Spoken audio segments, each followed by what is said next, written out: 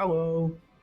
Join Rat and his sabotaging pawn of Annie on a grand adventure. So the plague of beasts brought onto Grances. A plague caused by a badass dragon.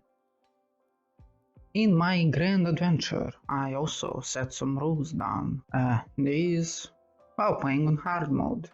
I will go ahead to recap, but first, I need to get an excuse out of the way. See, there was no video because I was sick. You know, my throat didn't work so good. Anyways, recapping part 2 now. Rat and his party went back to camp to meet Mercedes, an envoy from another kingdom that is sent here to fight the dragon. She is recruiting and gathering forces near a fishing village. We piqued her interest because she is in charge of the enlistment corps, which is having a shortage of employees at the moment. See, the Arisen or Rat represent a solution to that shortage, cause Arisen are blessed with the ability to make pawns fight efficiently. She implores us to make use of the encampment however we see fit. While resting here, a nearby mutant from Chernobyl pops out, who then attacks me and eats Fanny, driven by sheer self-preservation. We successfully chase the snake away by cutting off one of its heads. Mercedes tells us that if Rat were to offer this head to the Duke of this land, he would surely be given a proper title. Being a poor fisherman, until now he has no choice but to rise further in social ranks if he is to beat his curse and fill his purse. After assisting the people of Casardis, we meet with her on the bridge to do the crappiest escort mission in this game, which takes a lot of time but goes uneventfully. Arriving, she goes in our stead to present our hard-won head to the Duke, while I'm heavily encouraged to learn about the Pawn Guild. There is where we are tasked to explore Everfall, where a strange presence can be felt. This is essentially a dungeon shaped like a downward spiral. After many a trial and some tribulations, we make our way down. Why am I here? Well, it's the blue light shining through the cracks in this magical basement. Examining our surroundings, we get highly encouraged to live by the locals. Once out of this dreaded location and reporting what horrors were seen, meets Rat with a guard. The Hydra head we sent off with Mercedes has provided a return. Rat is granted with the honor of being a member of the Wormhunt group with a license, which gives us a 5% discount at shops. Would have been nice if I knew that earlier though. Also, a license to hunt the worm. Does the worm need a license to torch the Duke's land? Why can't I just stab it? Regardless, this is where the smoothness of my brain kicks in. So instead of me presenting my video now, I have to inform you that I find that pressing my assigned recording button is very hard. During this unrecorded session, I accepted all the side quests in the city, and did 2 of them. To be more specific, I did Chasing the Shadows, which is a tailing mission that found me a shop of my beneficiary, Madeline. Also did Land of Opportunity, where a noble asked me to evict a family living on his land so that he can sell it. Rat has bullied the family and now owns their house. So, around 1 to 3 hours of footage is missing. How can running around and a tailing mission take 3 hours? I will tell you at the end, without out of the way. Take a look in my magic book.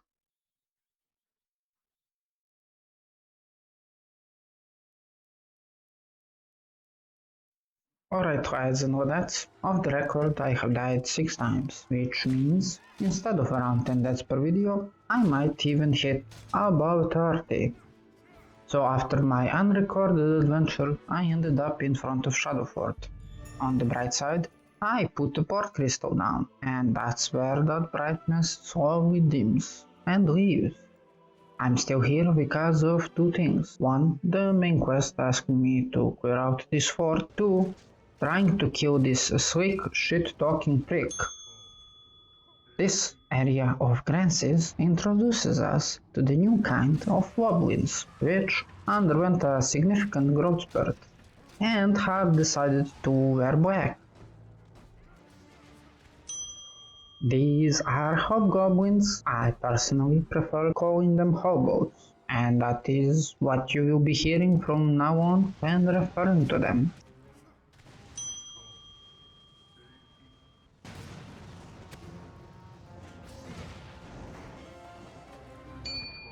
Since I am a weak, empty vessel, I decided to fill myself with some XPs. I don't really know why I'm so stubborn to kill this fiend. At this point though, it is personal.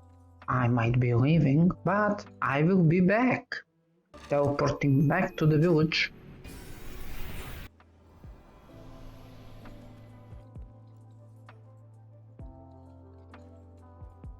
The well, close to me.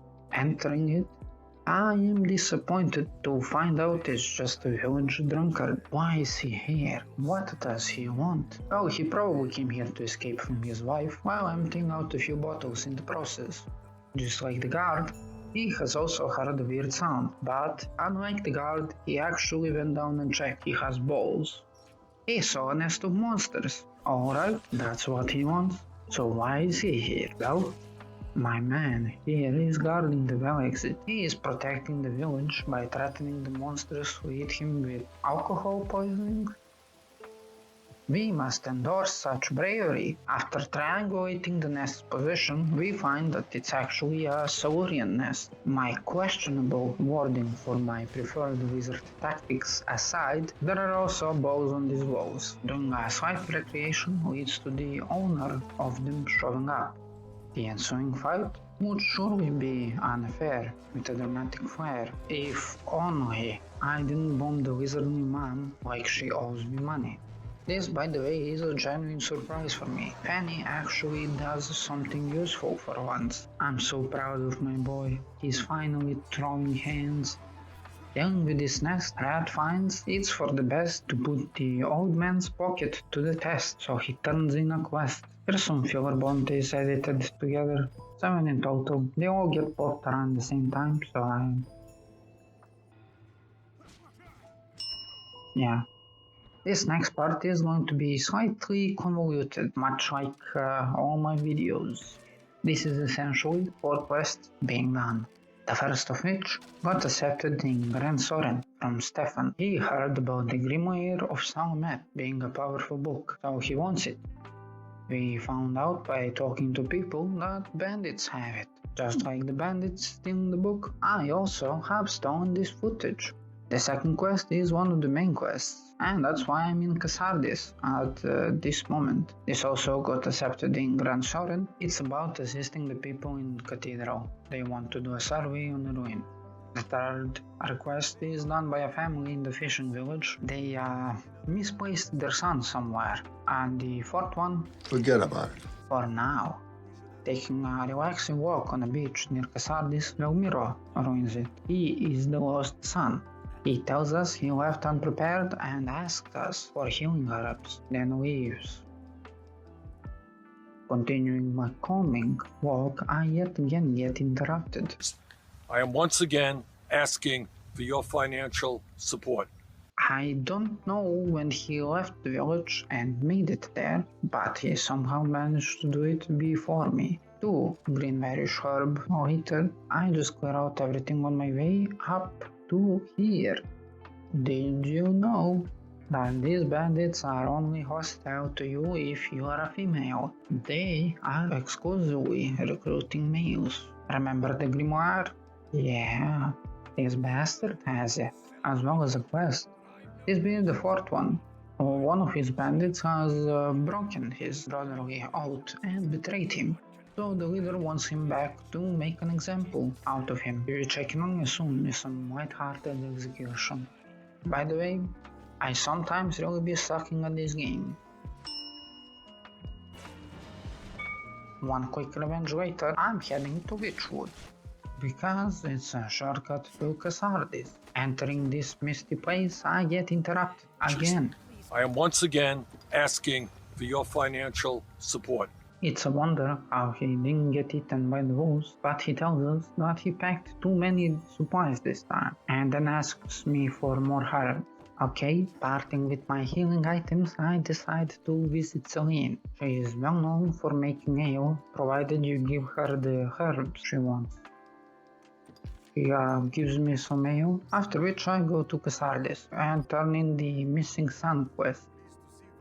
Do you know who's Pike, the runaway bandit that we need to persuade to go back for our monetary gain? He's the same guy I put to sleep in part 2 and then handed to the innkeeper.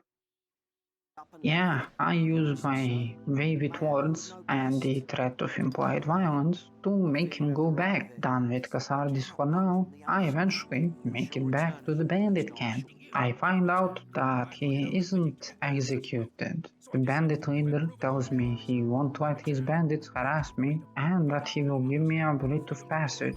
Nice. As for the book, he is telling me to try using my steel. Okay, this is where I go a bit out of character. See, why try steal when I can just find a book and steal it? I named my character Rat for a reason. Completing this, I go to the bridge where Mercedes was waiting for me. It is now that I tell you that this is not chronological by any means. Why to the bridge? I need to put my second port crystal down. So in the Dark Arisen DLC, which is bundled with the game, you get an eternal fairy stone. So the port crystal is an anchor that you can place almost anywhere and teleport to it. And the eternal fairy stone is, it ferries you to that anchor by teleporting you, going under the bridge and talking to the priest near a waterfall, graces us with yet another wet cave experience. Why am I bitching about caves sounding wet? Because I had to visit the bathroom numerous times while recording. I'm only human, making my way through bats and rats, both types of reptiles, snakes and lizards, together with some undead wizards. I find Brother Jean, or what's left of him, considering he's spread around a little bit. In the background I can see his murderer. This fat guy seems to lack the gift of basic depth perception. Rat proceeds to make a slight miscalculation after returning, and this time calculating correctly while abusing rage and vitriol to finally commit a murder. This finally collapses him on the ground. There seems to be something unusual below this fat one. This happens to be a key, or this door.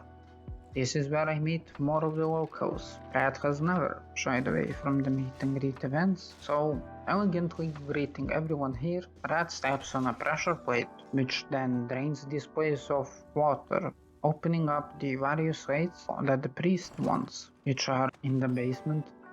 It's just a small navigation puzzle though. I do like that this is essentially a two-stage dungeon though. You go through the first stage to find Father Jean, then reporting back he tells us we need to collect all the ancient slates. By doing it before I report this, I can turn in the slates immediately after I report the priest's death. So I give the slates to the priest like a beast. And this is where I make an uninformed decision. My desire was to chill out a little bit and just wander the world for a while doing a side quest. This leads me to Gran Soren, where Rat and Fanny accepted an escort quest. Meet Reynard. He is our new mascot. I feel confident of escorting him to his destination. The area around capital is usually not populated with as many monsters, because there are people, guards and pawns patrolling the roads around it. Speaking of pawns, Rat recruits 2 sorcerers with a same name. We are off to a leisurely walk along the road, until we encounter a first area event of the game, an ambush. Well, as the name suggests, you get jumped by the various inhabitants of Grances for your gold or your flesh. Conquering this event by using violence will reward you with experience, gold and discipline.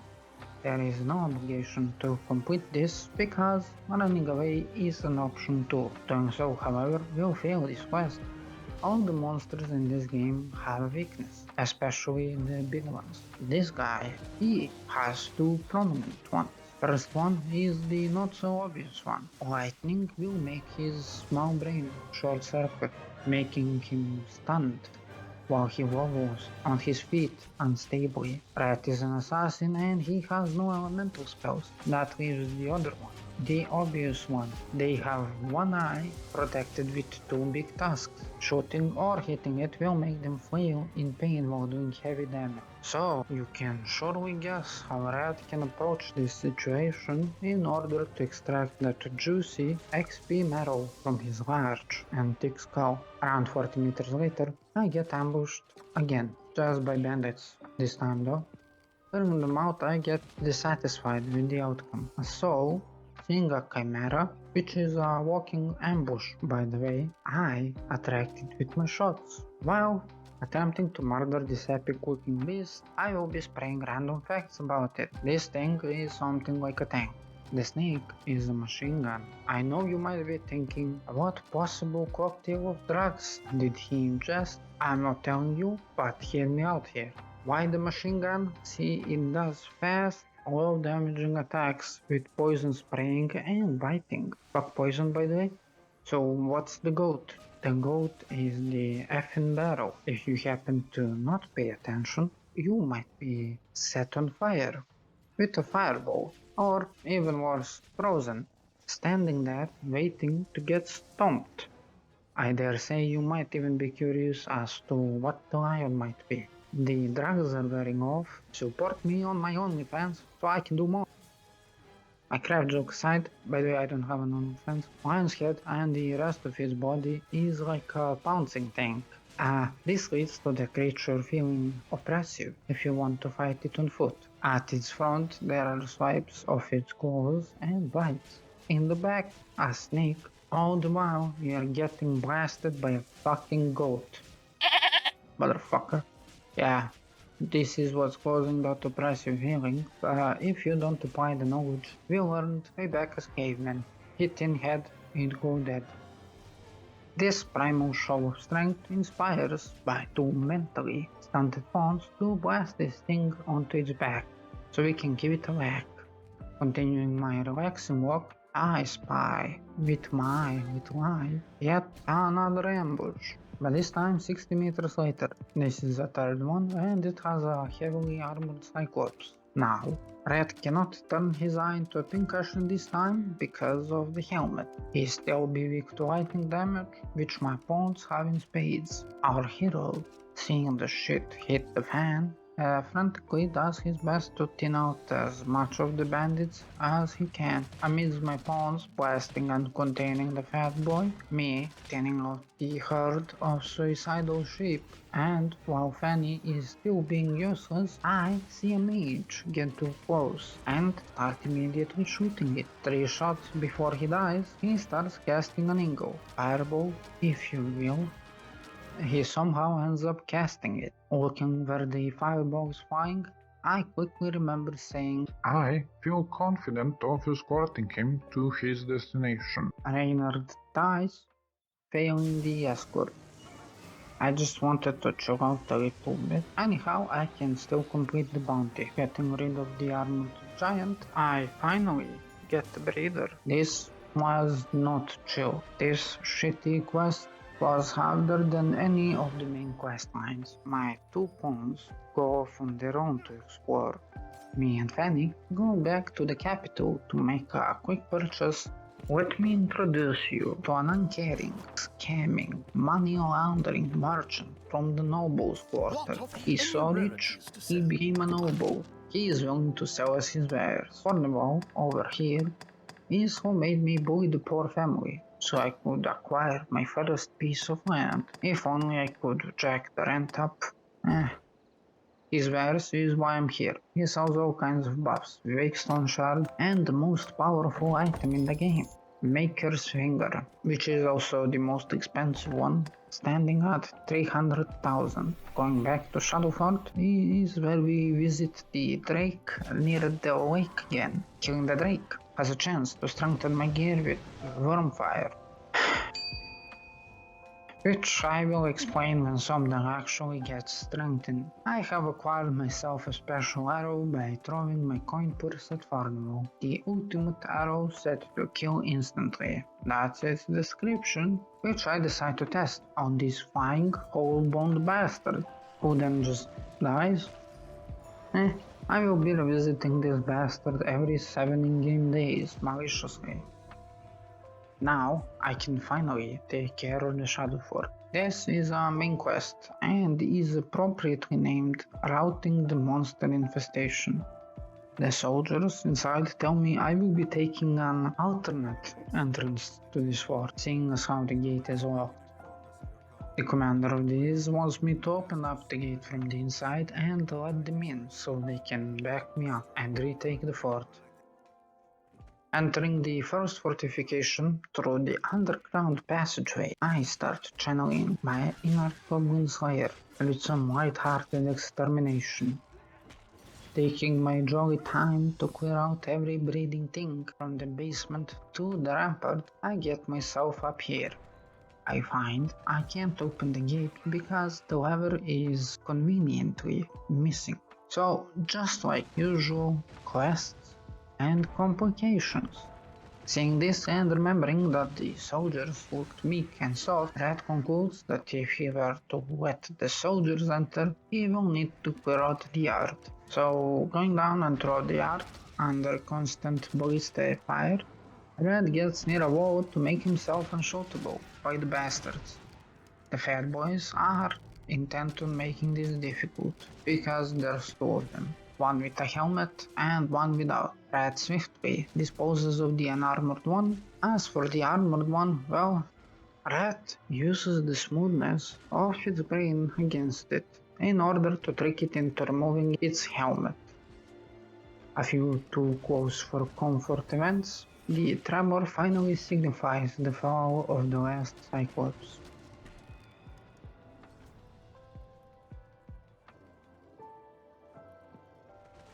Going where the ladder points while yet again getting bombarded by the bastards, Red finally climbs inside and enters its basement, where he finds a port crystal and a lever to let the soldiers in, which now won't die to the Cyclopses because they took an arrow to the knee.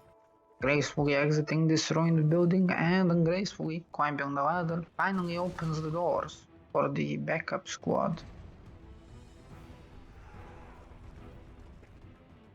Once they take the formation in the middle of the yard to draw the ire of the explosive fire, a hobo then fucks it up by opening the door and allowing me access to release my pent-up feelings against the siege defenses inside of the keep.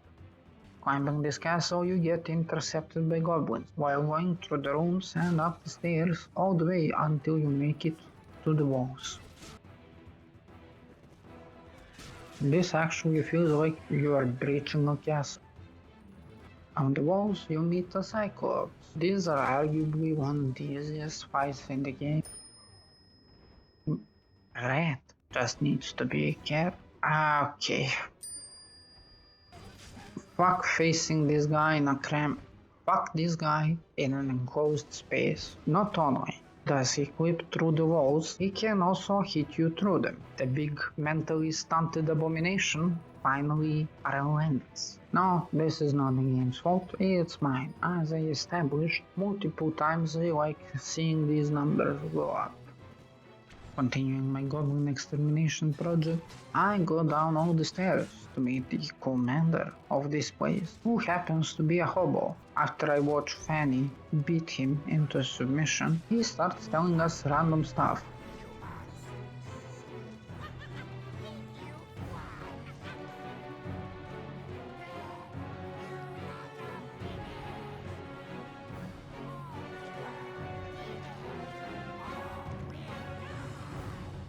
Fucks off through the window, elegantly lands outside, and runs away through a hole. It is at this point that I successfully retake the shadow fort. I go outside to see what the knight has to say. For some reason, he is thanking the duke. I'm just gonna go shop my pain away. After getting a bow upgrade, I spirit myself to the capital. It is here. Red starts investigating an organization. There's these people that gather around and spread the word of salvation. Mason, the guy who was creepily spying on us when we were sending the Hydra head off, is the guy who wants to investigate this too. People, however, don't take kindly to him because of his accent. So Red has to find out where does this cult-sounding organization gather. The answer to which we get rather swiftly. They are gathering in the catacombs. You know, I think that if you are willing to go there for a meeting, you have been failed by your common sense. Par for the course then. The rat also sets off to visit this gathering. And this video from now on is chronologically accurate. Once the Goon Squad has found their target, they try to set off, but a Griffon interrupts them. This is the exact point in time I realized my character actually is able to do damage now. No longer do I have to use bombs to carry my low testosterone ass throughout encounters.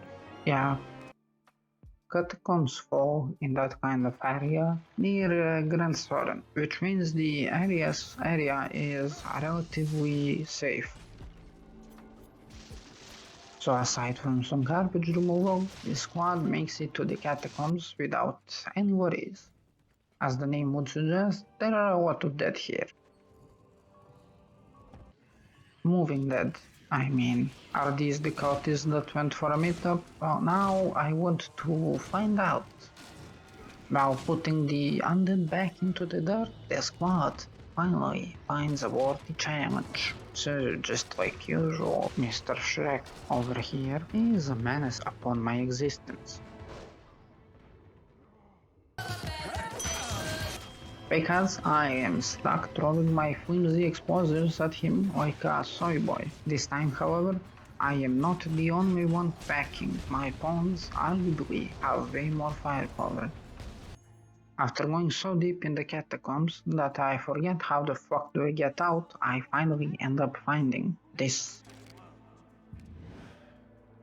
Come to join our flock, Arisen.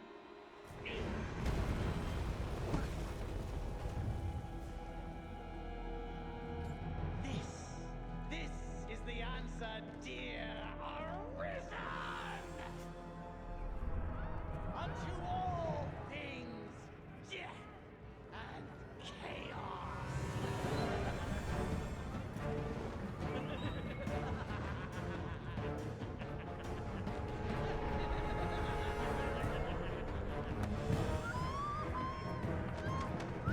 Pause. Okay, quiz time. What shouldn't surprise me, but ends up surprising me. The cult leader saving his members from the hassle of breeding, I mean. Because so far this game has managed to subvert my expectation. Seeing the summoned undead proceeds to swiftly desummon them. Continuing forward after this, remember Mason, the stalker? Yeah, he gives us a choice. We either spare or execute this salvation member that he caught. Will Rat spare this surrendered individual that is also unarmed? Nope. Killing him also has a net positive of earning us a friend, which is kind of cool. Because I do not want the crazy man as my enemy.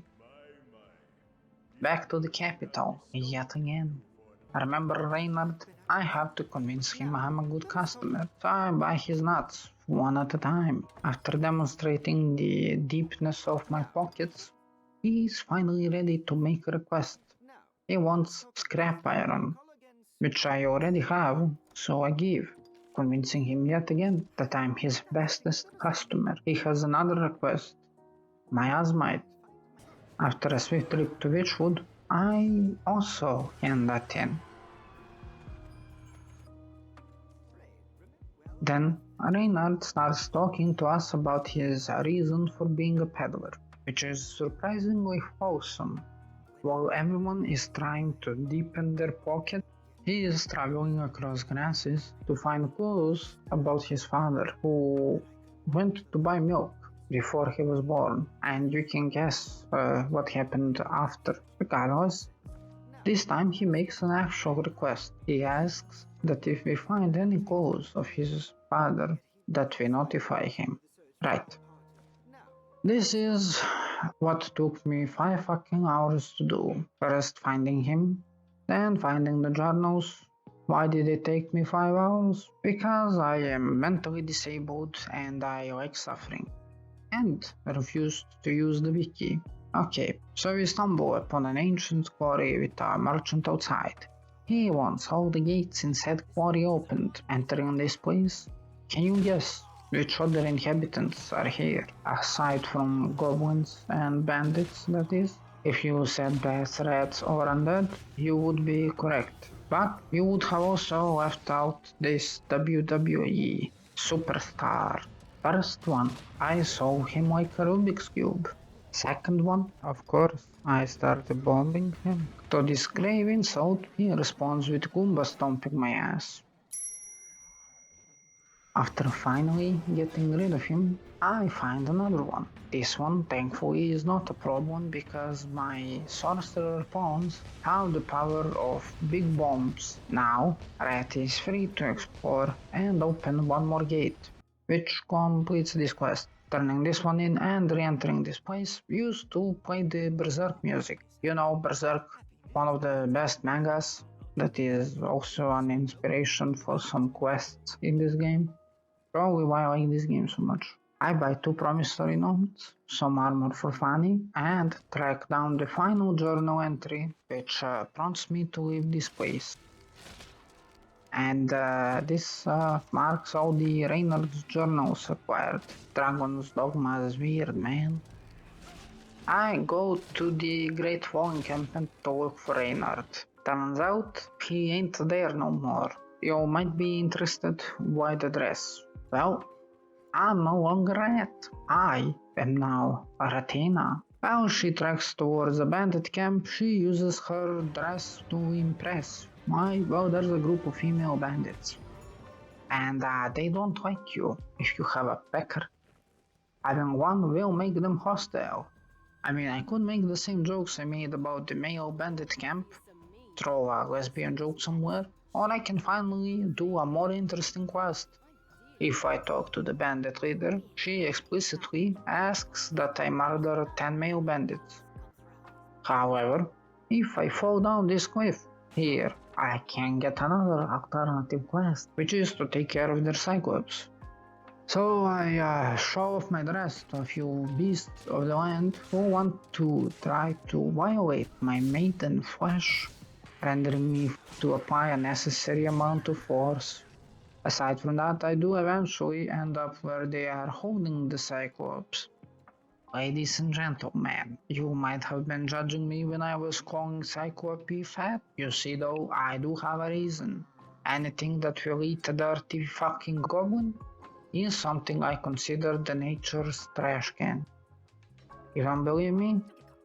Well, he literally eats a dead goblin, not even the one with more meat. After feeding this walking lump of fat, Ratina is finally done here, seeing as how she disposed of whatever approached her while coming here. She has a nice walk back to the bandit camp, wherein she is praised and gets a rite of passage. Office, the bandit leader, also tells her that the fat brute took a liking to her. And this is where I tell you how 5 hours of my time have been spent looking for Reynard. First turn in for scrap iron, I have found him rather easily. Second one, for miasmite, he wouldn't move his ass from the Great Wall encampment at all. The journal turn in, the bastard is near the Shadow Fort. And after a slight testosterone procedure, we get Red back. Since the Assassin's class has finally unlocked all of its skills, it's time to unlock augments. which together with gear will be necessary to make an effective character. Assassin's augments kind of suck though. They're just passive bonuses, not nothing special. So I have to max out the fighter vocation.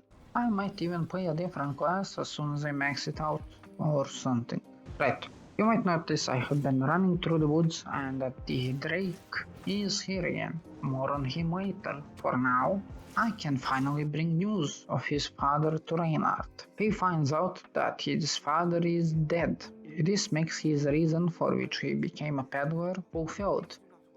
Therefore, he lets us know he will be withdrawing from the roads and being a peddler.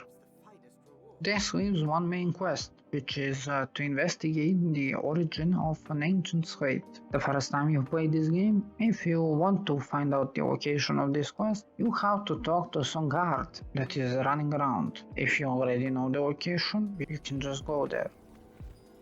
Ah yeah, on my way there I meet two new types of monsters. Direwolves and fucking snow harpies. They are still the same monsters with a few more gimmicks, such as being more aggressive and hitting harder, of course.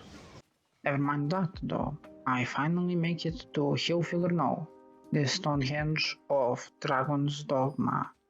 We get greeted by a wannabe Socrates, basically some guy in a tunic spouting random philosophical lines. Him who knows that I know what he seeks to know, knows it well, while he who knows not what I know, or know not.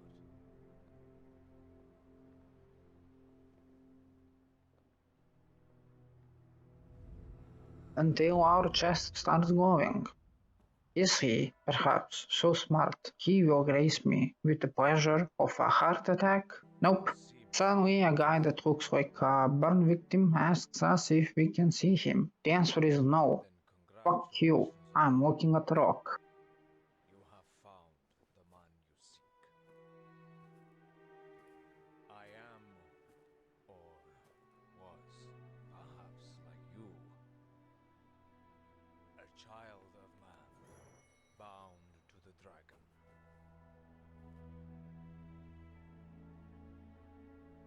Well met, young Arisen. I am he who was forged by the dragon. The burn victim, or Dragon Forged, tells Rat that the only purpose of that slate is to draw the true reason to him. He apparently has a fetish for showing his burned flesh, because only the true reason can see his medium rare self, showing us the consequences that await us if we fuck up while facing the dragon. The only purpose that slate had has been fulfilled. And we can tell the Duke that we indeed have met the Dragonforged. I had to keep myself back from flaming the shit out of this quest. It's a fetching one, basically. This is the part where I let you know that the only reason I suffered through all 4 of the main quests is due to an achievement and experience. You can progress by just doing 2. Me being mad with myself notwithstanding, Sir Maximilian finally tells me that I get to meet the Duke of Grand Soren, but that we can only enter the keep by ourselves. Pawns are not allowed because they don't have a title or something. Rat walks towards the courtroom, trying to enter it. The court jester stops him. He wants to grace him with a gift. He ends up putting something on his head. Rat has so far cleaned out half the grasses with his trusty equipment. Therefore, he doesn't stop to think that the jester is, well, jesting. Getting hurried inside, he finally allows the people to bask in the glory of his presence.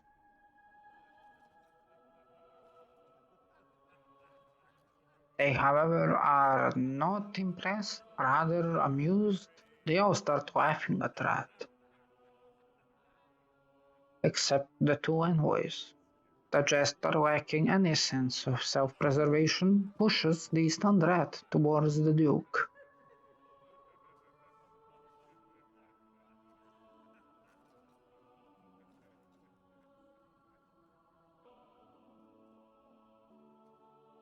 I fear your crown outshines my own. Duke, seeing this, makes an inappropriate joke.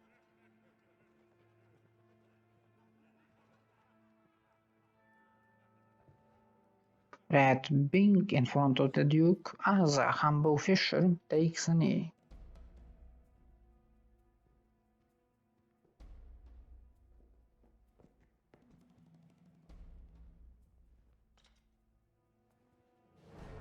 By my command, every road in Francis shall be open to you henceforth as a member of the world.